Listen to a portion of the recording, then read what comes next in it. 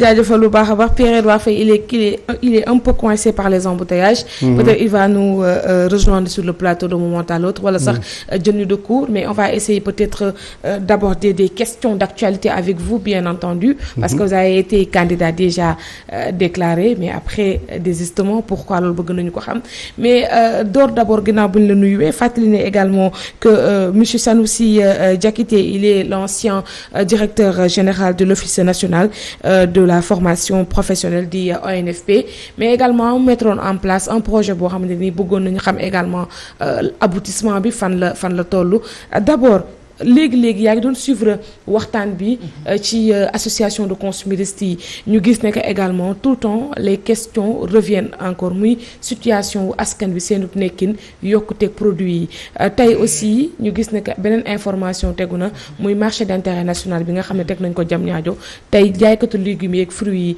nee nañu du ca dal loolu est-ce que ça risque pas d'impacter encore li nga xam ne moom moo di le chômage des jeunes. En fait waaw loolu mën na impacter mais problème bi mooy toujours organisation rek waaw ñun dañuy teg ci kaw dañuy teg organisation wala structure ci kaw yeneen sans pour autant xool nan la ñuy mën a lëkkaloo loolu mooy problème de toujours marché d'intérêt régional ñëw na mais nan lay lëkkaloo ak yeneen acteurs yi nga xam ne ñu ngi ci chaîne de distribution yi duñ ko jàngat duñu xool dëggantaan loolu la chaîne logistique là dañ koy jàng loolu am na ñi nga xam ne seen jàng yëpp ci loolu loolu lay dem donc dañ ko war a xool bu baax a baax naka la chaîne doit fonctionner après teg dispositif bi yëpp mais ku nekk nga am sa wàll ci biir waaw mën na nag marché boobu am dépôt des produits après ñi koy ventiler mais ventilation boobu beneen liggéey lay indi ci biir c'est des emplois aussi parce que cette distribution cette manutention et cetera c'est des emplois mais yi mu fekk fii warul leen déranger dafa war a nekk li nga xam ne dafa leen di yokku voilà mais duñ ko jàngat mais yokku bi dafa war a laaj organisation. waaw tout le temps mais état du Sénégal day teg te du am organisation. voilà loolu moo tax njëriñ gi day yéex a feeñ. exactement ñun suñu réew. tout le problème c'est ça ku indi organisation nga indi koom tout de suite problème bi loolu rek c'est du problème xaalis du problème xaalis. mooy liggéey bi ni ñu ko war a doxalee wuñ ko noonu. ni ñu ko war a organiser wuñ ko noonu. loolu rek la. et ku ko indi nga teg réew mi ci yoon. te xale yépp am xëy. parce que organisation bu boobu mooy indi xëy. justement par rapport ak problème ñàkkum xëyum ndaw yooyu la boo fàttali ko entre 2001 ak 2020 gis nañ ne am ngeen ci benn jéego boo xam jot ngeen koy fay def. tey jii bu fekkoon yaa ngi defal situation bi par rapport à ça xëyum ndaw ñi nga xam dafa nekkoon benn programme donc ko porté woon ba nga nekkoon fële ci ONFP maanaam formation professionnelle et technique. situation bi actuellement fan la toll. man affaire xëyu ndaw ñi. programme bi fi nekk loolu c'est saupoudrage la. waaw loolu du xëyu ndaw ñi. xëyu lan la. loolu animation rek la walla occupation. nit ñi pour mun leen justifier ñu leen di jox xaalis. mais du liggéey pourtant président Macky Sall dellu si jeex na mais président Macky Sall renouvelé waat na ko. waaw mais avec un budget de plus de 450 milliards de francs CFA. avec des résultats toujours dans l'eau. Ouais. Ah bon. oui mais il faut expliquer quand même. non xam nga liggéey mooy joxe koom liggéey parce que booy liggéey da ngay defar walla nga jaay walla nga am service boobu am valeur boobu la ñuy jaay tant que valeur boobu ñëwul ci liggéey amul koom c'est pas parce que dañoo dajale xale yi noonu ne voilà ñëw leen fii et cetera maas ni am benn budget ni leen di distribuer du loolu liggéey moo war a joxe koom. actuellement sunu réew taux d'emploi muy ci 40%. taux d'emploi mooy ñii war a liggéey boo ci jëlee téeméer ñett fukk ñi ci liggéey daan sa waxuma salarié rek de. ñëpp ñiy liggéey. mais te 40% yooyu boo ko jëlee dafa fekk 60% ñu ngi toog di xool walla dañoo nekk à la charge d'autres personnes te loolu warul nekk. parce que ku nekk boo nekkee sa diggu doole yow force la pour mën a indi koom. mais il faut ñu teg la fi nga xam ne mën nga liggéey. organisation boobu moo des. liggéey aussi état bi xam ne organisation bi parce que dañuy gis ne actuellement ne xale mënoo ko jox liggéey te fekk formé woo ko. waaw non formation day gunge. formation c'est nécessaire c'est indispensable mais day gunge. on ne forme pas pour former. bu fekkee dañuy yëkkati nii rek xaaral ñu former balaa ñuy mën am liggéey il faut ñu former leen waaw mais formation dafay ñëw wet liggéey. pour dooleel liggéey pour jëmmal liggéey pour joxe valeur liggéey loolu la donc bu jógee rek am na lu ko tax a jóg mooy affaire liggéey moo ko tax a jóg gis nañu fi ñu war a liggéey mu am programme fi nga xam ne dañu war a dugal nit ñi ñu liggéey ñu yëkkati formation pour tàggat xale yi méngoo ak li liggéey bi laaj ñu jox leen ko ñu leen liggéey. mais on a l'impression que le Sénégal ne mise pas trop sur la formation pourquoi. waaw dañ ko neewal doole parce que le budget est faible et cetera mais c'est parce que aussi la vision du travail c'est-à-dire le travail ñoom dañoo jël formation ne globalement ci éducation la bokk. bon mais formation buñ ko tegee éducation ni ñu ko jëlee noonu foofu mooy ki nga xam ne jàng na mais mënatul dem ñu yóbbu ko formation professionnelle loolu foofu mooy problème bi mënul nekk loolu bi ñuy yëkkati formation pour gunge liggéey la. liggéey bu nekk dafay laaj nga am jumtukaay yi nga xam ne mun nga doxal liggéey bi lu mu war donc loolu moo tax a jóg formation professionnelle du jël ñi nga xam ne comme que réussir ñu jël leen dugal leen formation du loolu. ça n'a rien à voir. la formation professionnelle loolu taxu koo jóg mais bu fekkoon ne dañoo jël liggéey fan la nekk fan la am fan la ñu war a yëkkati ay bërëb liggéeykaay fan la chantier yi am fan la programme yi am lan la laaj ci wàllu tàggat ñu yëkkati noonu xale yi nag ñu organiser programme.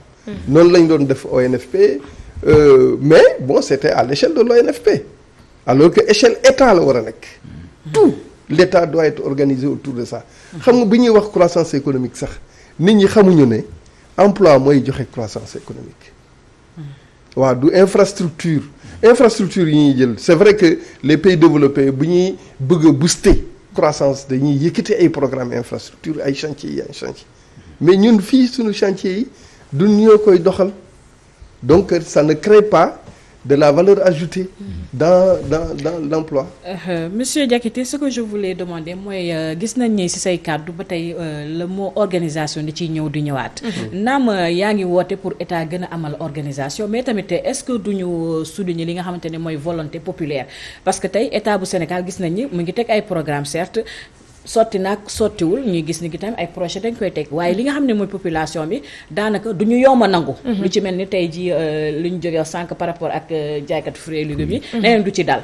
c'est des programmes yi nga xamante ne parfois il faut une volonté populaire sama humble avis la rek. parce que tamit tey jii nii dafa dëkk du dangay toog le Sénégalais soo seetloo ñu ci bëri bëgguñu changement tey bu ñu nekkee ci dara ñu bëgg leen fa jële rek coow riir.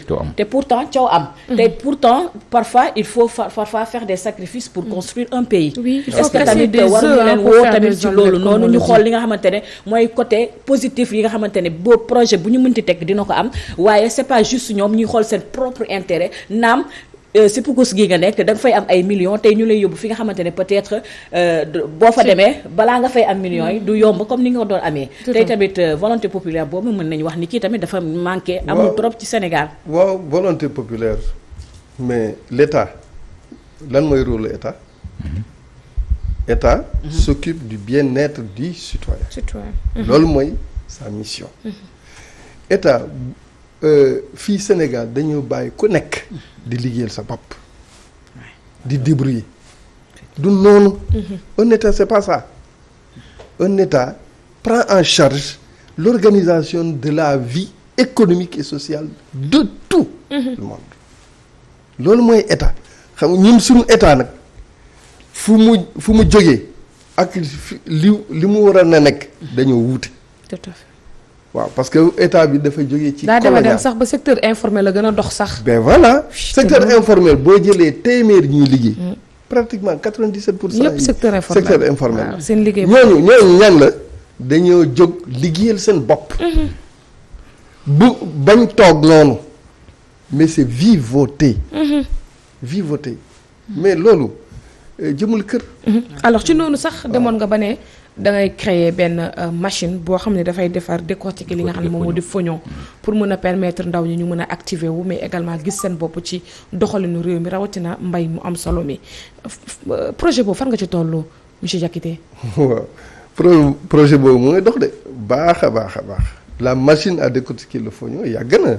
c'est pas que dama ko bëgg a teg. non maanaam tegoon nga ko. tegoon naa ko. te mu ngi liggéey sur le terrain. te machine bi tax na ba fognon ñu gën koo jox gëdd ci réew mi parce que nit ñi gis nañ njëriñu fognon. mais parce que machine bi laa indi bu ma ko indee dugal ko nit ñi di ko jëfandikoo bon nit ñi xool ne. ndeke fognon am na njëriñ. te nit ñi ils découvrent de plus en plus que fognon c'est une richesse extraordinaire léegi en Europe et dans tous les pays du monde nit ñi ñu ngi commencé dugg ci fognon dëgg-dëgg. donc loolu machine bi moo lancé loolu yëpp moo propulsé loolu yëpp machine bi ma defar parce que bi ma koy defar man kenn gëmul woon fognon dañuy naan man dama juddu. ci kër bi nga xam ne dañ koy béy loolu man xamoon naa ko. xam naa intérêt bi ci nekk mais nit ñi xamuñu ko woon dañuy naan lii amul benn intérêt amul solo et cetera mais tey l'histoire me donne raison. waaw que lu mel ni gis-gis dafa baax na ci lépp li ñuy def gis-gis. la vision est importante. mais mooy lépp voilà loolu ma koy yëkkati il y a plus de 20 ans. sonn naa ci. c'est vrai xeex nañ ma ci jàppalewuñu ma ci mais loolu taxul ma bàyyi. voilà l'État actuellement la machine à décortiquer le fognon c'est la première machine au monde reconnue mondialement comme ça. mais lan la ci État def dara. effectivement mais genre découverte yooyu dafay laaj aussi vraiment benn accompagnement ci côté État. oui amul. il y a plusieurs inventeurs ici man j'étais le président de l'association des inventeurs au Sénégal mais. defuñu dara ils ne comprennent pas que et puis beaucoup de politiques ne comprennent pas ça le développement ça part fu muy sukkandiku fu muy wéeru muy sunu capacité propre foofu la ñuy war a xool ñu dox ndànk-ndànk di dem mais mënoo faire du mimétisme wala imitation yi et cetera. mais Diakité une invention d'une telle ampleur quand même reconnue mondialement warul mën a nekk lu Sénégal war a mën a ñàkkal fayda lan la qu'est-ce qui s'est passé exactement. non c'est la culture de l'afro-pessimisme. waaw dañuy foog ne ñun boo waxee machine non tubaab yi la war a nekk loolu la le problème c'est ça. genre complexe. voilà. c'est le complexe d'infériorité. man bi may defar sa machine nekkoon naa ay collègues ñu may naan yow da ngay defar lu bees machine bu musul am ñu may ree mais bi ma amee prix Rolex la ñuy doog a comprendre. jël au sérieux quoi. voilà dañuy ko te man xeex nañu ma des organismes internationaux xeex nañu ma bëgg a suufeel sama machine. mais j'aurais bien voulu que l'État soit à côté de moi. voilà comme un patrimoine nit ñi am na ay présidents yoo xam ne dañuy dem dox marché pour seen entreprise yi tous les voyages là que le roi du Maroc l'a fait là c'est pour ces entreprises que Macron fait là c'est pour ça mais ñun le président Macky Sall dem Mali mu xam ne machine bi am na fi am na fi pompe parce que xam na ko bu baax a baax mais mu dem Mali ñu koy servir fognon mel nii dafay découvrir fognon mënul wax sax foofu publiquement mais machine buy soxu fognon sama réew la jógee mu dooleel sa réew loolu amul. Mais qu'est-ce qui peut expliquer ça? Est-ce que nag vraiment il a la bonne information? Je ne peux pas comprendre un président bu dem à l'extérieur ñu nga xam ne yow lii sa doomu réew moo ko créé am na sa réew fa nga ko bàyyi mais nga dem di mettre en avant tey jii sa askan di ko suufeel sa en quelque sorte. la bonne information pourquoi mënuñu am bonne information am nañ ko. il est l'homme le plus informé de ce pays. kon tayeef la. tayeef la kay. en tout cas faut dire les mots loolu rek. voilà en tout cas amul. complexe. ils n'ont pas fait et puis c'est dommage. pas pour moi nit ñi dañuy jël toujours. en tout cas c'est dommage. nga defar dara ñu koy xool ci wàllu toujours politicien na waaw bu ñu ko dimbalee moom mooy dem et cetera ñun dañuy kii et cetera. loolu la man na am naa appris. est-ce que politiquement bokk ngeen gis-gis aussi. man ci valeur républicaine. parce que apparemment nga parti sa parti bopp. waaw am naa son parti bopp. mais liggéey naa ak moom. oui. mais pourquoi. parce que il avait prôné la préservation des valeurs de la République. ma gis ne nag jàdd nañ. ce n'est plus ça. ce n'est plus les valeurs de la République parce que république mooy yemale ñëpp. mérite mooy tax nga dem. te mérite bu ñëwee ñu reconnaître la. mais bu fekkee loolu amul c'est perdu. bon ñu gis ne effectivement ci élection présidentielle yi da nga sampoon sa ndënd. bon amoon yéenay bokk ci élection présidentielle yi waaye finalement bon da nga mujjee renoncé wu. renoncé wu ma de. non si da nga renoncé wu. déedéet. Qu'est-ce qui s'est passé? renoncé wu ma. sa candidat dafa dem. j'ai man am naa plus de 45 000 parrains mais deuxième condition bi. mooy sur 7 régions avoir au minimum 2000 loolu laa amul dama ko am sur 5 régions ma bañ a déposer comme ñeneen parce que am na ñi nga xam ne dañoo déposer xam ne du ñu dem mais ñu déposer quand même xam nga ñooñu ils ont participé au système d'élimination des candidats ñooñu c'est des fossoyeurs c'est des gens qui luttent contre la République. Mataloo amal la dignité de reconnaître ça Mataloo. parce que day créer doublon rek. voilà doublon externe boobu c'est contre les autres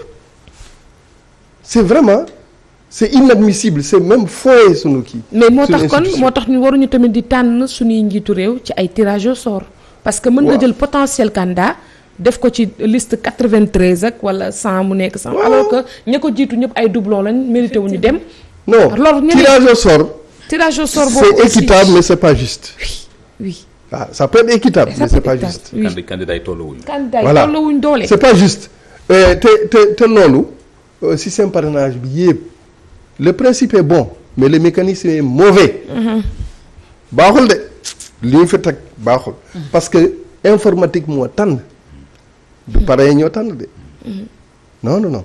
sànq maa ngi dégg ngay kii informatique moo tax nit ñi jàll dañu ne logiciel conseil constitutionnel service informatique conseil constitutionnel mooy développer logiciel bu ñuy saytu. mooy comparer ak clé bi ñu la jox. waaw mooy saytu. mooy logiciel laa wax de. dans un premier temps. xam nga logiciel dañ koy paramétrer. bien sûr moi je suis un expert industriel. logiciel te ay nit a koy kii. paramétrer voilà ki ko concevoir moo koy paramétrer. en fonction de paramètres yi mu ci dugal foofu lay saytu. lii day passé mënu passé donc logiciel boobu balaa ñu koy def am na cahier de charge. cahier de charge bi tax ñu concevoir ko ban cahier de charge la. lu foofu bu fekkee leerul ce n'est pas bien. te tamit parrainage wane na ne. dañoo légaliser les délits parce que à partir du moment où dañu ne doublon externe ñu reconnaître ne doublon externe mun na am te doublon externe mënul am tant que nit ki n'a pas parrainé sur plusieurs candidats donc te loolu c'est interdit bu fekkee c'est interdit ñu gis ne diw parrainé na ñaari candidat il est en délit. oui dañ ko war a poursuivre. mais loolu dañ ko légaliser. mel ni loolu c'est normal dans le rouage mais ni c'est normal dans le rouage. jël ni bon bu fekkee doublon externe yow na mën nañ la permettre nga dem régulariser mais on est dans quoi.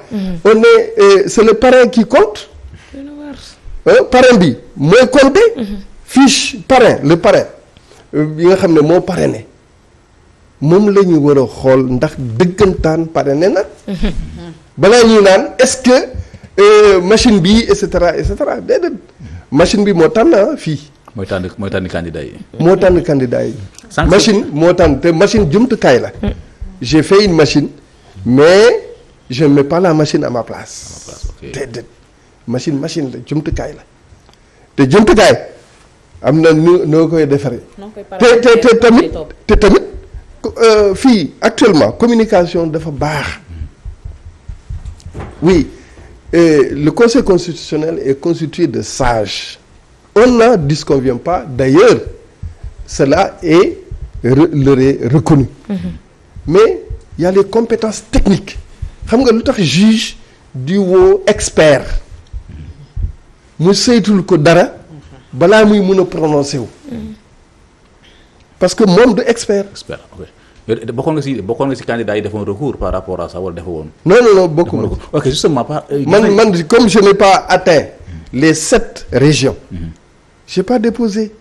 Quand bien même j'avais toutes les autres conditions réunies. ñu gis ne élection yi gis nañu actuellement conseil constitutionnel génne na 21 candidats yoo xam ne il se peut que ñu valider leen ci le 20 janvier. yow Diakité ancien candidat en même temps aussi yore benn parti politique. da nga jël am fit la tudd. am fit ok am fit ça veut tout dire. Ça veut dire alliance des mouvements pour la force et l'intensité du travail. C'est ça. Nous on met l'accent sur le travail. Okay. On veut créer le développement par le travail, la croissance économique par le travail, la dignité par le travail, ainsi de suite, et la valorisation du travail. léegi par rapport ak candidature yi fas yéene dégagé wu ndax mën nañoo xam parce que fas yéene doon position Sanoussi Diakité ndax dafa fas yéene ànd ak pouvoir bi wala dem ànd ak opposition bi. man opposition laa nekk. ok. waaw man opposition la may F24. ok F24. daal yaa ngi xaar bu fekkente ne gars yi ñëw nañu nga dem rallier wu. waaw xam nga loolu sama décision bopp j'ai une organisation quand même. loolu dañuy xool qu'est-ce qu'il y a lieu de faire. mais on est dans l'opposition et je le réaffirme. monsieur Diakité yaa ngi wax ni sa parti bi am fit la tudd mais est-ce que duñu wax ni fit bi daa des loolu nag boo gisee ma laaj la ko mooy comme li nga wax sànq rek maanaam tey jii jotoo motale li ñuy laajte maanaam 5 régions yi ci ngay moo tax tey jii nga décidé teg sa leen bu jaar yoon. responsabilité. waaw ñun fit mooy audace yëkkati dara pour mun a avancer te loolu fit du fitna. fit aussi du xeex. fit mooy ñeme dem fi nga bëgg a dem léegi li fi am nii ñi nga xam ne dañoo dem déposer te matalewuñu loolu lu muy niro dañuy fooye institution dañuy fooye république je suis contre ça. je suis contre ça. est-ce que aussi fooye institution bokk aussi vraiment nga yow mu war ne da nga bëgg a nekk candidat te mu biir na actuellement ne yow yaa ngi dem mais mënoo matale cette région yëpp aussi. mais c'est sotti si def ci benn ngeen. non parce que yow da ngay dem di samp sa ndënd war nga jouer sa doole politique xam ne man dinaa mën a matal cette région. non attends nekk candidat xam nga lan la laaj. yow mën nga matal cette région yi nga bëgg nekk candidat. waaw mais xam nga lan la laaj pour nekk candidat xam nga lan la laaj. laajul loolu de xel gis-gis mën. ak parrainage d'abord. déedéet parrainage jaar-jaar la. c'est le moyen de poser sa candidature. mais c'est pas la capacité.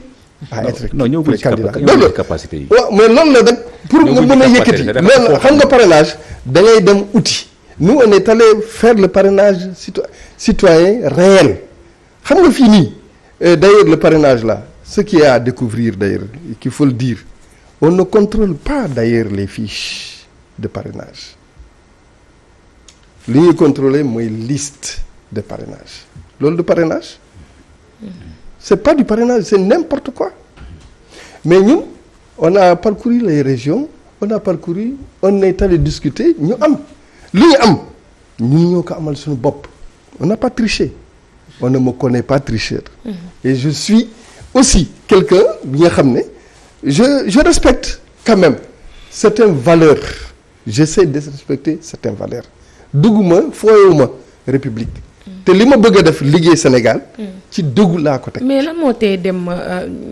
Diakité ci fin fond Sénégal daal di découvrir quand même les 7 autres régions. parce que Sénégal aussi j'ai découvert j'ai dit atteindre le nombre de 2000 d'accord sur 7 régions. Okay. Je l'ai atteint sur 5. Sur 5. Voilà, Diourbel, Dakar, Kolda, Saint-Louis, Louga. Ok. Est-ce que la politique rime avec les valeurs? Parce qu'on voit que c'est les politiciens, la plupart d'entre eux sont juste que des vendeurs d'illusions. maanaam lu ñuy wax yëpp gëmuñu ko te bu ñu tegee ci ñub rek sénégalais bi sax du la gëm il faut nga wax faux pour ñi ñi mën a dem ak yow. loolu mooy suñu problème tey jii tant que yaa ngi nekk si jàmm nii di dox nii di ko dox nii di ko teg ci yoon est-ce que yaakaar nga ni bés dina mës a ñëw ba nga jël réew mi tamit. dëgg day sonn ci yoon. mais mooy mujjee toujours gagner. c'est clair hein bu fekkee da ngay nekk ci dëgg.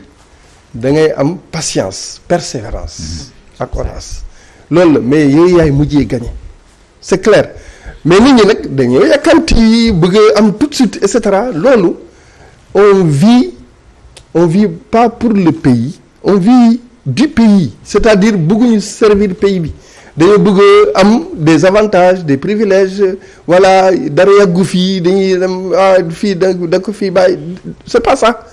L'histoire a été construite par des hommes de valeur. Man, j'ai fait fii Sénégal parmi tous ces candidats-là. doo gis kenn ki lay wax ne mus na inventer dara ba teg ko ba mu am preuve. ba mu doxal ci réew mi. am jeexital. am na beaucoup d'autres inventions yi ma def. moissonneuse à criquet par exemple def naa ko. machine buy jàpp jéréer yi et cetera donc loolu yëpp day wane ne boo amee loolu volonté boobu ak gis-gis parce que j'ai la voix bi nga xam ne muy permettre nit ki am souveraineté suñu réew am souveraineté gis naa voix bi moom laa bëgg a doxal fii Sénégal. merci en tout cas monsieur Diakité Sanoussi ñu ngi lay jaajëfal bu baax a baax c'est un plaisir en tout cas di la dalal ci réveil bi jaajëfal nag. Bijou Thiam mooy naan dëkkandoom la quoi. Bijou Thiam daaf mu ngi naan dëkkandoom la. Bijou Thiam daaf dëkkandoom la. ah d'accord ok. ñu koy def en clin d'œil parce que au niveau de la radio également c'est elle qui gère la douceur matinale. jaajëfal la bu baax a baax. waaw supporter Lions yi. oui mooy profité supporter Lions yi bu ñu leen wooyee Lion de la Teranga. non oui ça vient d'où ça vient d'un journaliste étranger quand même. oui ñu am suñu réew pourquoi ñu leen di woowee Lion de la Teranga. fan la jógee mais fan la jógee. nu ñu war a woowee rek ñu jóg lion de la savane les gaynde lion de la savane. voilà. jaajëfal ko bu baax a baax bu nekkoon na directeur général bu office national de la formation professionnelle du ONFP c'était un plaisir en tout cas di ko recevoir ci plateau bi léegi dañuy daal di yéegal l'éminent ñu ñëw waxtaanee géopolitique.